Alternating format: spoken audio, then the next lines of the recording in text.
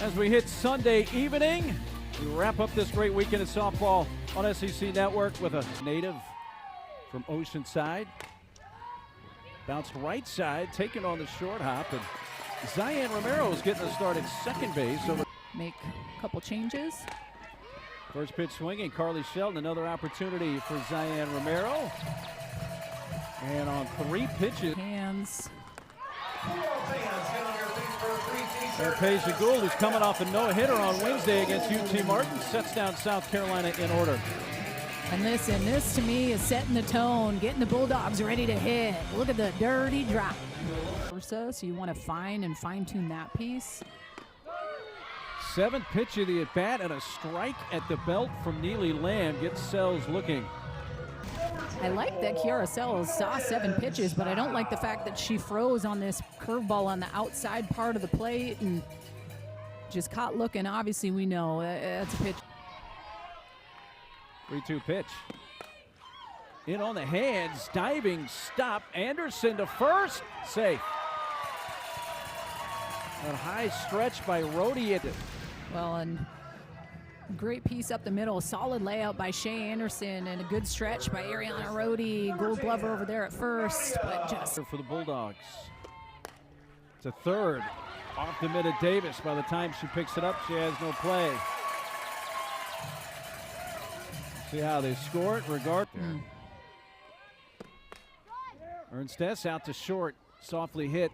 They'll just get the one, though. Relay there by Carly Shelton made it clear. Did you hear that and heard sit? Another bouncy ball to short. Stepping on the bag is Shea Anderson to retire the side. So what's scored a couple of hits, couple runners left. On herself offensively, I know it can be tough. Let's see if this is going to stay in play. It's well down the line in foul territory, and yes, it does indeed stay in play. For Morgan Bernardini. That's to the right side, and this time Zion Romero. Well, that spin rate you're talking about. It's different when you face it. That was the first full count of the game for Gould, and that apparently darted just a bit outside, and a 2-out walk. I think that's maybe low? No, I was going to say.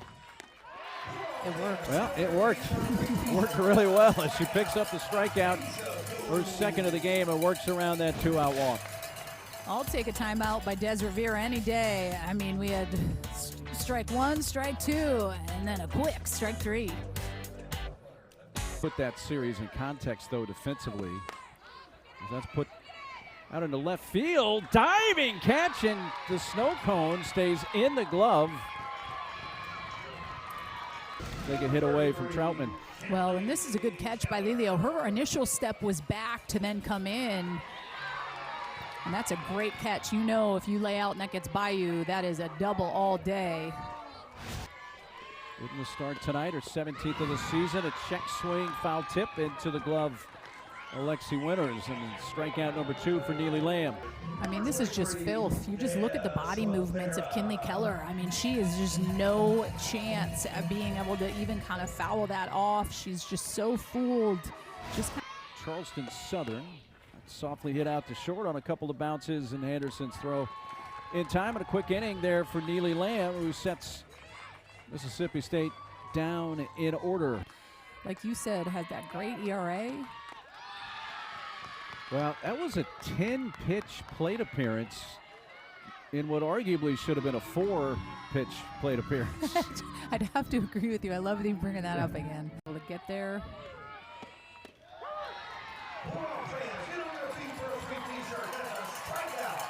Well, she makes the count.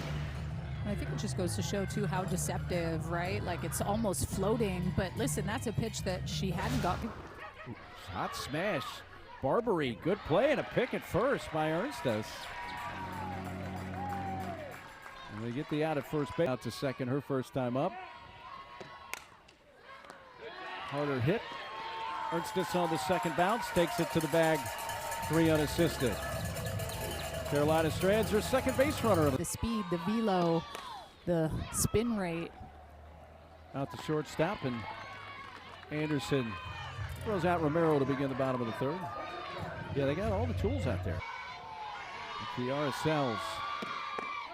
And she lost her ball 4. And that walk is the first handed out by Neely Lamb so far tonight.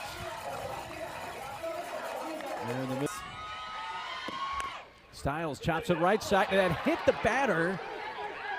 She should be out, but that's not the call. The first base umpire is given the safe sign, like the ball did not hit the runner.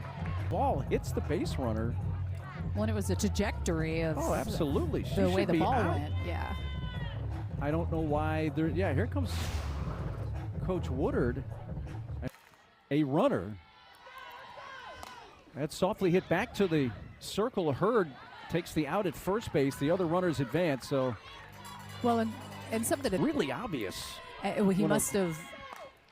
That's guided into shallow right, but back up, still on the infield dirt. Catch is made by Shelton to retire the side. Yeah, I mean, Scott told me that the ball had already passed Ari, so that she didn't have a play on it. And I think it would have been a close play if we had challenged it. I just didn't really want to use a challenge this early in the game. 3-2 pitch. Out into center field and waiting on that one. Catch made by as a hitter.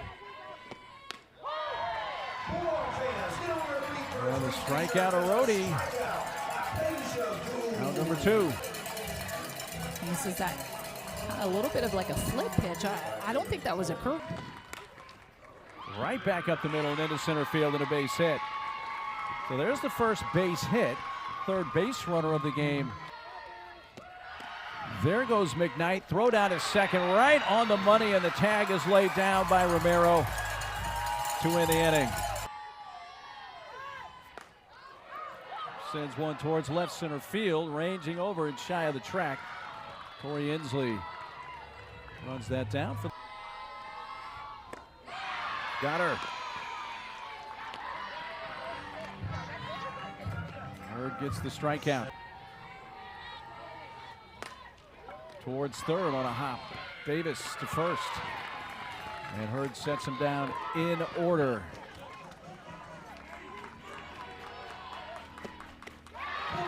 No chance. She's taken Daddy hat, just not even close to it, which goes to show just Gould, like, that's almost just not fair the way that is just. And you know what vibes it's giving me, and maybe you'll remember her. Alabama catcher. After striking out against Peja in her first plate appearance, this time a 4-pitch walk. And that walk is walk number 3. Third base, one hop in the mid. Barbary to second for one. The first double play. Barbary Romero earns things that have to get you going. If you're a Bulldog, a little 5-4-3 led by the senior, Nadia Barbary. A 5-4-3 inning-ending double play in the top half. There's the 8-9-1 hitters, and Rivera shoots the first pitch in the air to right. It's run down by McKnight, who took over in right field for McKay after coming in as players that did not play or did not start in yesterday's game. And Hurd able to come back after it was 3-1. Get a foul and then. I mean, this is just so dirty, Mark. This backdoor curveball, you see that extra little wiggle on the inner half, and that just goes to show, right? She's been primarily up and out, and at a 3-2 count to be able to explode. And she's going to drop that into right center field. Good defensive swing with 2 strikes. And this is so good by Sells. This pitch is just, yeah, it's on the outside part of the plate, probably maybe a little bit more, but I am going to tip my cap. I'm going to say Kiara Sells, this is a great piece of hit, more open. There she goes, and a liner off the glove of the third baseman Davis, but the throw to first picked up there by Anderson, and they get the out to retire the side. So your little 5-6-3. Well, this is just absolutely tasered. Tate Davis not able to glove it up, but Shea Anderson says, hey, I got you, girl. Trusting it, because it's just filthy. Gould fights all the way. Pinch hitter Byers. I mean, come on. Look at just the movement, and it almost like she was trying to kind of like chop wood on this pitch. Just so deceptive. Back to the circle. Peja fields her position and throws out Quincy ground out, a couple of ground outs for, and this may be a third into the glove. Romero throws her out. 3 ground outs for Shelton. They go down in order after Peja fell behind 3-0 on the leadoff hitter. Right back through the circle and into left center field. Barbary with a base hit. Princess lays down the bunt, and it's a beauty. It'll get the job done. The sacrifice goes roadie to Shelton. 3-4. And Ernstis. Ground ball to short. Supan aggressive running. The ball gets away on a bad throw, and Supan will score. Well, number 1, ground ball left side sharply hit, but she with that runner going right in front of Anderson, thought she was going to try to make that throw, but listen, I almost think it was a slight distraction. Yes. I do. I think in that moment she's like, oh man, should I have? And then not focus on that next piece of being able to make that bang bang throw. Solid job by up high to Kelani, and she walks. So the leadoff hit by Barbary, the sack bunt. South Carolina pen, and that's into center field. Around third, headed for the plate. Here comes the throw, not in time. They get an insurance. Well, just good bat to ball here. This is an off-speed pitch. I think just left maybe a little bit too much over the plate. She just throws her hands at it, punches it right back up the middle. More insurance for Mississippi State, and this is big, especially when you think of the way that Peja Gould has been throwing. They squeeze, throw back to third, out.